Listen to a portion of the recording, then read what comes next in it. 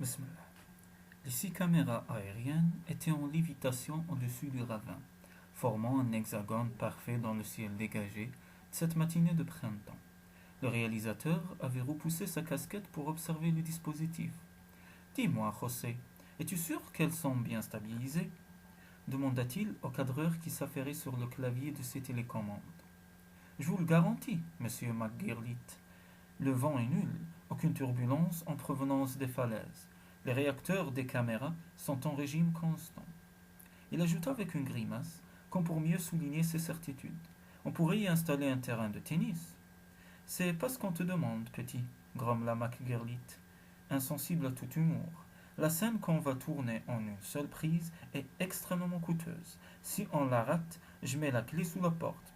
Et toi avec, d'ailleurs.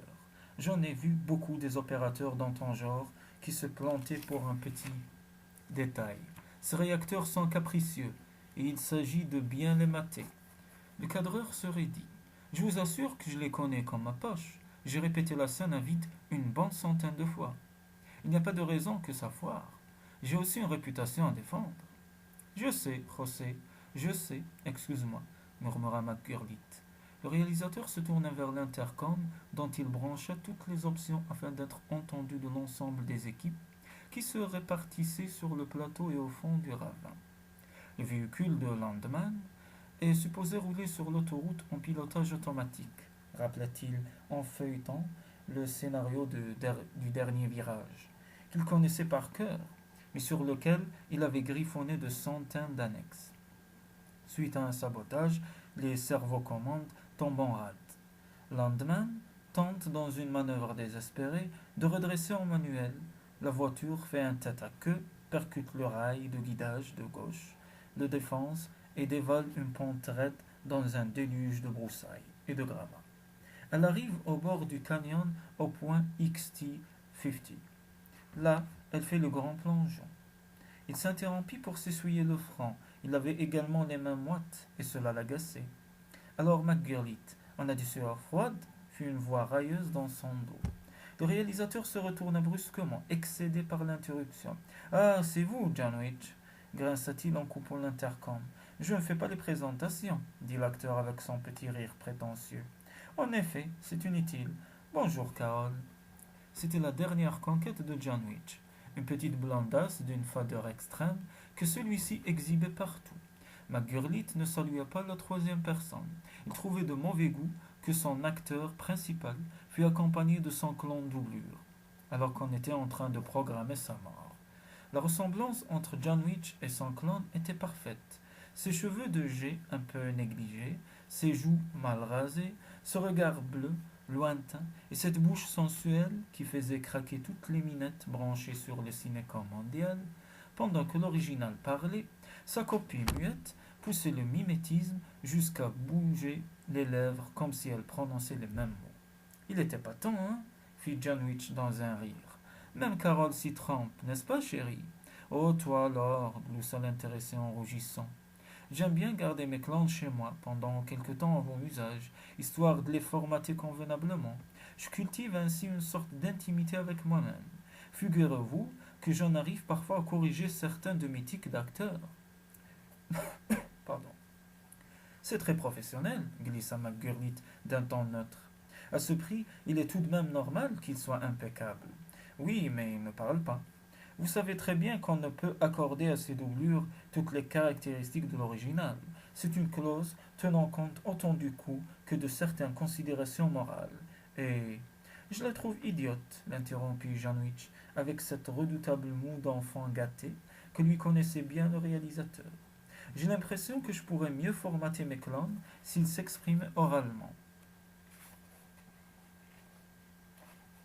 On en reparlera pour le prochain tournage, dit McGurlit d'une voix feutrée.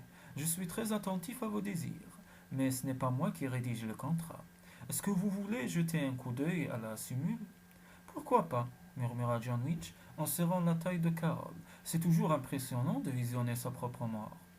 Le cadreur activa l'écran principal de sa console et lança la simulation tout en expliquant. Voyez, monsieur John Witch, la voiture surgit au point XT50 et plonge dans le canyon. La caméra numéro 1 l'accompagne pendant toute sa chute. Un sacré travelling d'une cinquantaine de mètres, avec prise de vue à moins de 5 mètres et à 2000 images par seconde. On pourra faire tous les ralentis possibles et imaginables en montage. Parfait, approuva John Rich. Maintenant, la voiture percute la saillie rocheuse du canyon en XT 150, où l'attend la caméra numéro 2 pour zoomer. Regarde, Carole, c'est génial, s'exclama l'acteur. Qu'est-ce qu'il va prendre, ce pauvre Landman? Allez, arrête, fit la jeune fille gênée. Le choc disloque l'avant de la voiture qui prend feu à ce moment, poursuivit José. La caméra numéro 3 suit la chute finale. Là encore, à moins de 5 mètres du sujet, en fait, Landman va périr, carbonisé avant que l'épave ne s'écrase au fond du canyon. C'est tout de même un plongeon de 300 mètres. En résumé, il y aura 3 caméras d'accompagnement assurant des prises de vue rapprochées et 3 caméras panoramiques couvrant l'ensemble depuis la position haute. On me verra donc grillé dans la bagnole? Absolument, confirma José. La moindre expression de souffrance sera enregistrée. Le réalisme sera parfait. Rien à voir avec une image virtuelle. Le public ne s'y trompera pas. Il y eut un petit silence. Est-ce que cela vous convient? Demanda McGurlitt. Et comment? S'exclama John Rich. Cette scène va faire un malheur. Vous la tournez quand? Je pensais la tourner demain, mais tout est prêt. Et quand votre clone est là? Ok. John Rich se tourna vers sa doublure, qui contemplait l'écran de contrôle d'un regard inexpressif. Eh bien, à toi de jouer, monsieur Landman. Les lèvres du clone frémirent, mais aucun son n'en sortit. Adieu et sois bon, dit John Rich en lui donnant une tape sur l'épaule. Couché sur le dos, John Rich flottait sans effort sur l'eau dense et pianotait son com d'un doigt distrait. Comme il était mauvais nageur et que les efforts aquatiques l'ennuyaient, il avait fait changer la composition de l'eau de sa piscine. Celle-ci avait des allures de mer morte, à la différence que l'eau dense n'était pas salée et mouillait à peine la peau ou les objets qu'on y trempait après une semaine de diffusion sur le réseau. Dernier virage était 6e au box-office, avec encore devant lui une confortable marge de progression. C'était un franc succès, surtout la scène tragique du canyon. Bien sûr, le clown avait brûlé avec un réalisme saisissant. On avait vu ses yeux se liquéfier dans le brasier, juste avant le crash final, pendant lequel la colonne de direction s'était encastrée au ralenti dans sa cage thoracique. Les caméras d'accompagnement avaient fait du bon boulot. Ce que l'on voyait à l'écran, c'était bien une mort en direct avec l'écrasement des chairs, l'horrible travail du feu sur la peau et les cheveux, et non un quelconque brouillage virtuel. La critique ne s'y trompait pas, mais y ajoutait cette petite dose de perfidie mêlée de jalousie qu'on réserve aux grands succès commerciaux. Il suffisait de parcourir certains titres particulièrement acides. John Rich se paie encore un accident mortel. Plus mort, tu meurs. Pas de pitié pour les clowns. Virage juteux. Bob est déjà mort 6 fois. Le clown triste. Le cadavre a bien joué. John Rich aligne les clowns. Quelle fadaise! Ils crèvent tous de jalousie, s'exclama-t-il en plongeant avec fureur son com dans l'eau dense. L'immersion fut suffisamment prolongée pour créer un court-circuit dans l'appareil. Cela le soulagea momentanément. Tu as dit quelque chose? Fit la voix de Carole depuis le bord de la piscine. Non, non, rien, j'arrive. J'en ai assez de faire trompette. Il rejoignit l'échelle d'une brasse molle.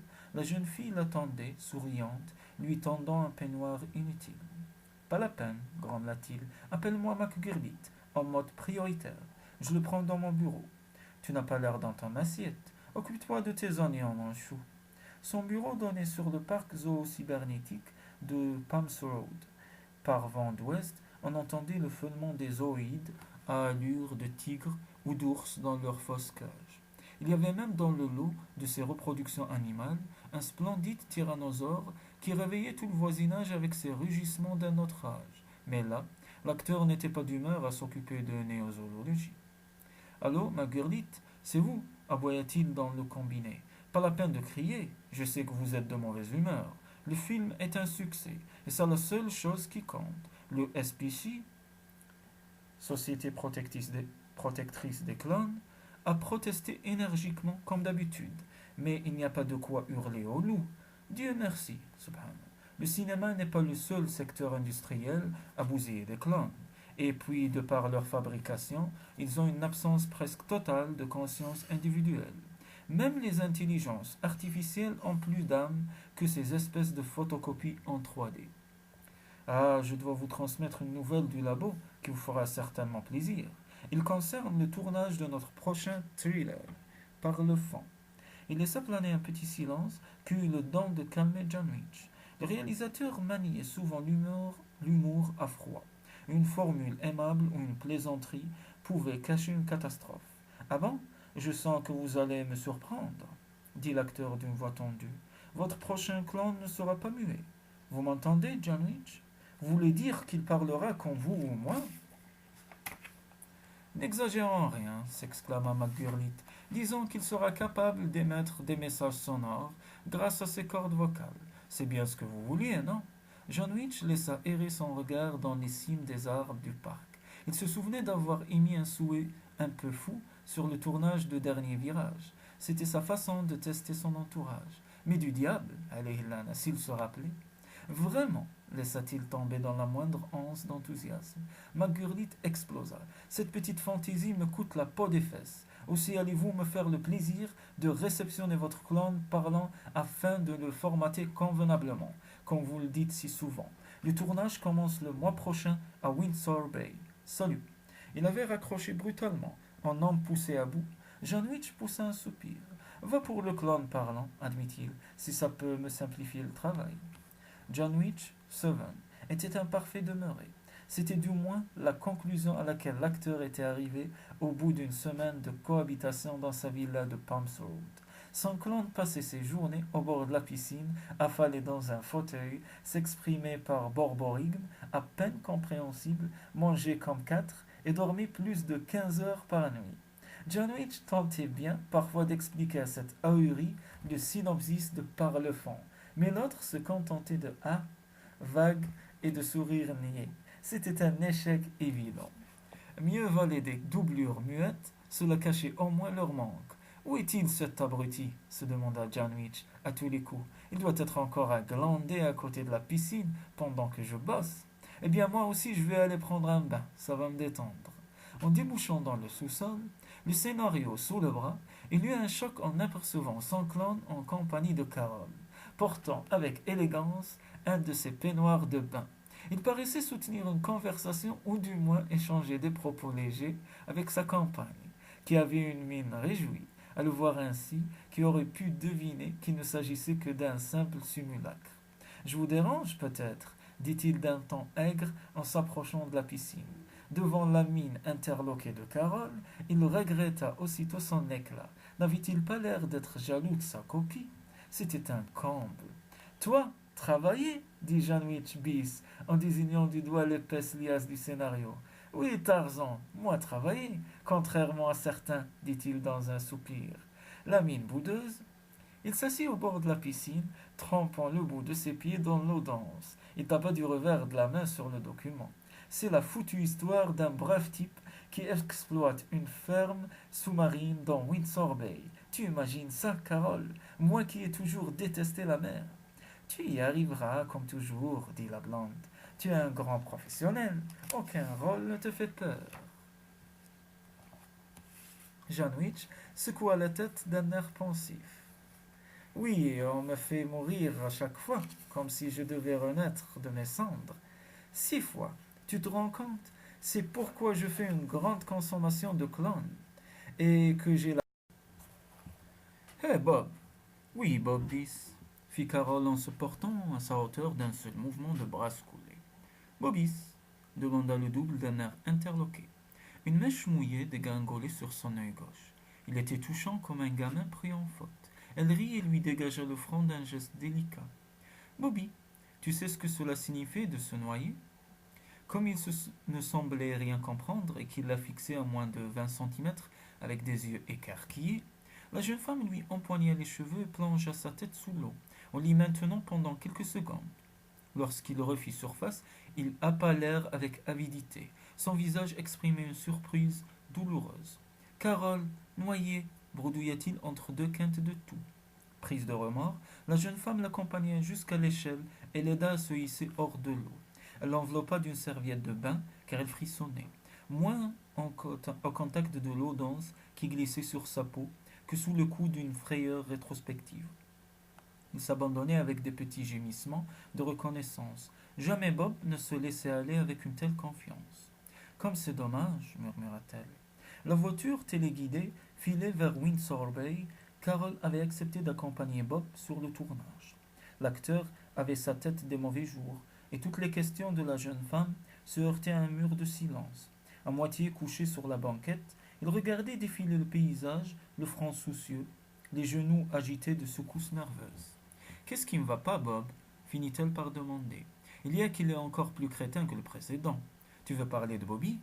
Ne l'appelle pas comme ça, je t'en prie, explosa Janwich. C'est pour cette raison que tu n'as pas voulu qu'il nous accompagne aujourd'hui.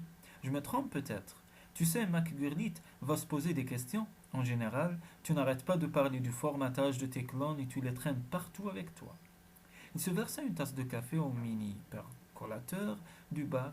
Ses mains tremblaient légèrement. Si tu veux mon avis, Janwich Seven est informatable. La parole n'a rien arrangé, au contraire. Il a toujours son air de débarquer de la Lune. C'est qu'il est curieux et qu'il cherche à apprendre. Ce n'est pas ce que je lui demande.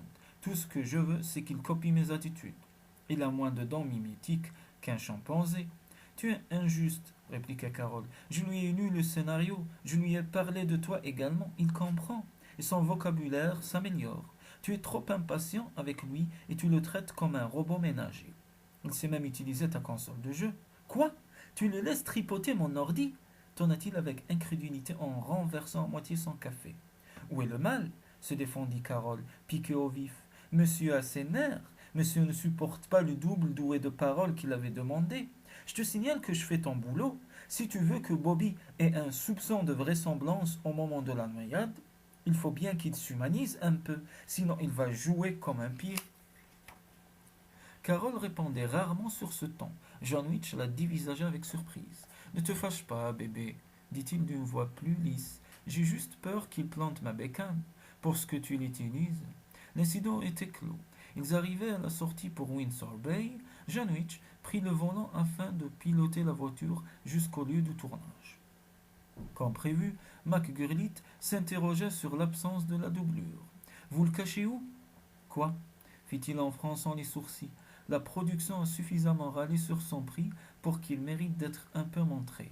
Et je vous signale qu'on tourne la scène demain. Carole s'occupe personnellement de son formatage, avança Janwich avec un sourire désarmant.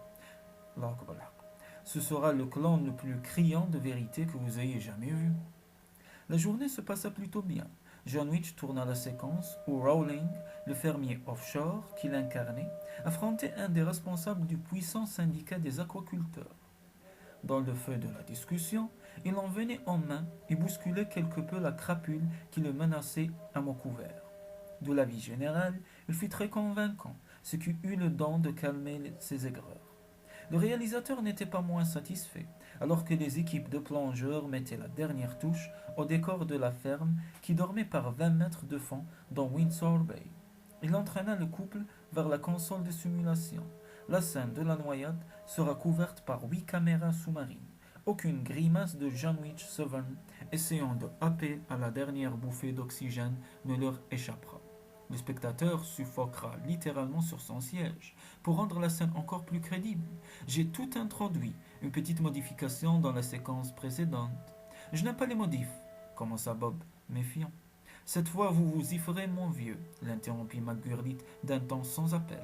La scène où Rowling se laisse surprendre par les hommes de main du syndicat se tournera dans l'eau. Vous vous débattrez comme un beau diable, allez Lana, avant d'être maîtrisé et enfermé dans la ferme sabotée.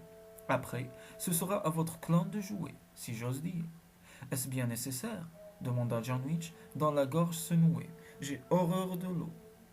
Vous vous barboterez dans moins d'un mètre d'eau, ricana McGurlit. Un peu de flotte ne peut pas faire peur à un aquaculteur de votre trempe. Janwich avait pris un air refrogné. Pas de scène aquatique sans doublure, tels sont les termes du contrat, chicana-t-il.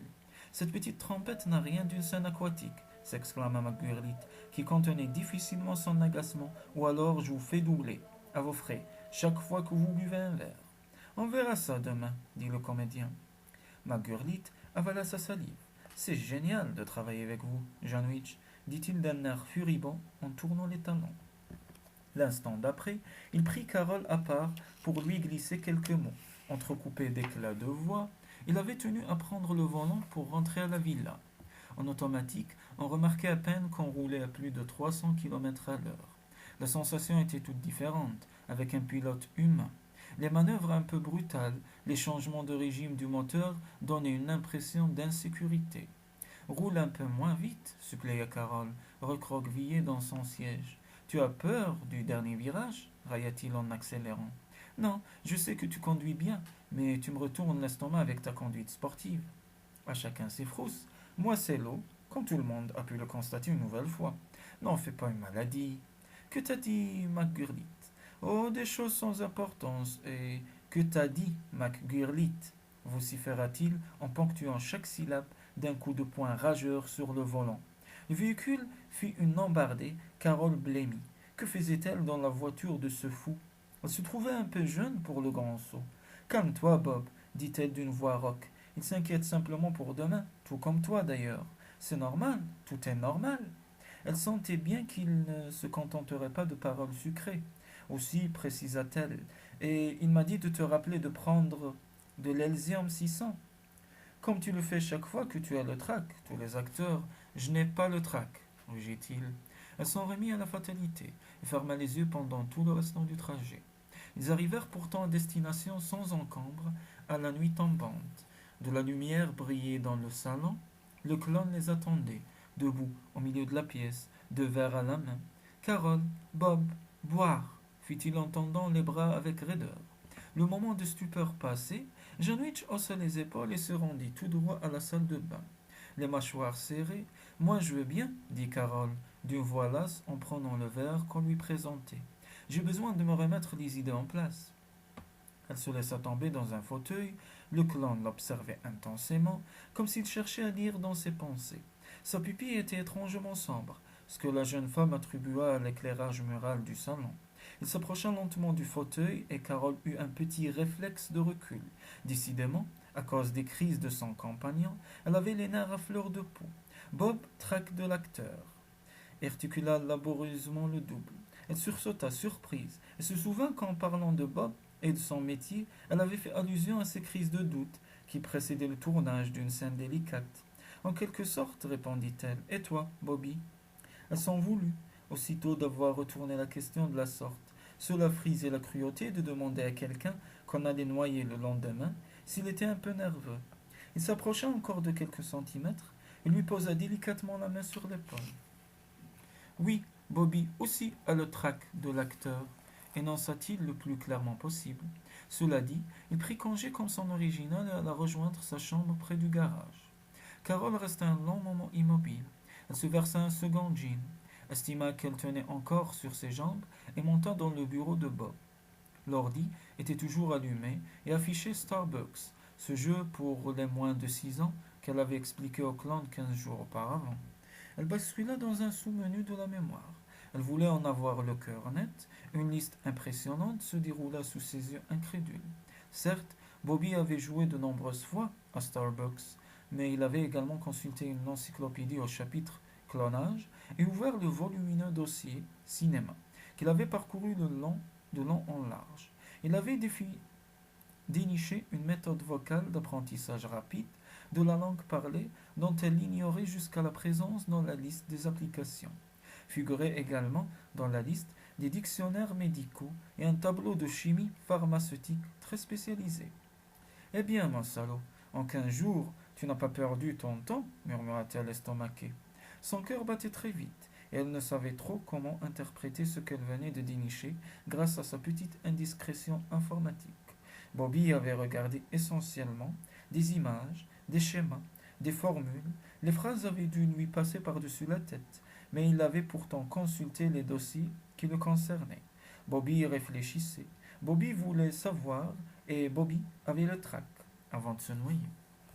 Elle se releva d'un bond, la tête lui tournait, elle courut dans l'escalier. Bob était déjà au lit, son masque anti-rides sur le front. Bob le clown. Fiche-moi la paix avec Tarzan, veux-tu? Je me relaxe après cette journée éprouvante. Mais Bobby a passé son après-midi. Oui, je sais. Carole, Bob, boire, dit-il en imitant les inflexions hésitantes de son double. Il fit glisser son masque et la contempla avec ironie. Apparemment, tu as accepté son invitation. Tu ne tiens plus sur tes jambes. Méfie-toi du petit coup du clown. Découragée, elle se laissa tomber sur le lit en gémissant. Oh Bob, je ne sais pas ce que j'ai. Il la serra contre lui avec un geste câlin. Moi si, mon chou, je t'ai parlé un peu durement dans la voiture. Faut me pardonner. Je me sens nerveux. Ma Gurlite a raison. Va me chercher une pastille d'Elysium 600. J'y vais, dit-elle en se redressant d'un bond. Elle ne se sentait pas bien du tout et titubait sur le chemin de la salle de bain. Elle ne trouva pas tout de suite le médicament dans l'armoire à pharmacie. C'était comme si un lutin malicieux avait mélangé toutes les boîtes. Elle finit tout de même par mettre la main sur l'Elysium 600, remplit un gobelet d'eau et y jeta la pastille rose. Elle hésita une seconde, puis en ajouta deux autres. Avec ça, il ne risquera pas d'avoir le trac demain, bredouilla-t-elle en se traînant vers la chambre à coucher. Lorsque Janwich ouvrit les yeux au petit matin, il prit d'abord conscience de la méchante migraine qui lui vrillait les tempes. La chambre était plongée dans une obscurité totale. C'était normal. Il ne supportait pas le moindre soupçon de lumière dans la pièce où il dormait. Il se leva sans hésitation et se déplaça en aveugle en direction de la salle d'eau. Cet exercice lui était familier. Il évitait d'allumer les lampes pour ne pas réveiller Carole quand une de ses fameuses insomnies le tirait hors du lit. Son pied nu heurta un coin de meuble. Il étouffa un jurant et tâtonna le long du mur pour trouver l'interrupteur.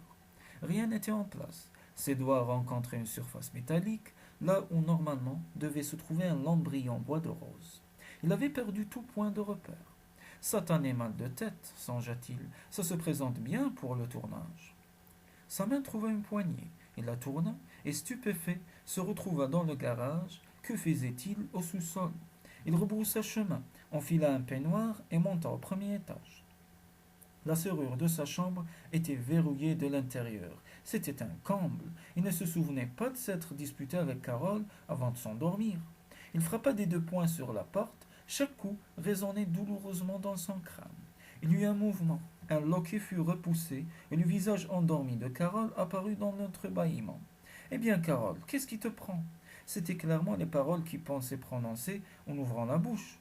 Au lieu de cela, il émit un misérable couac enroué, quelque chose comme Carole.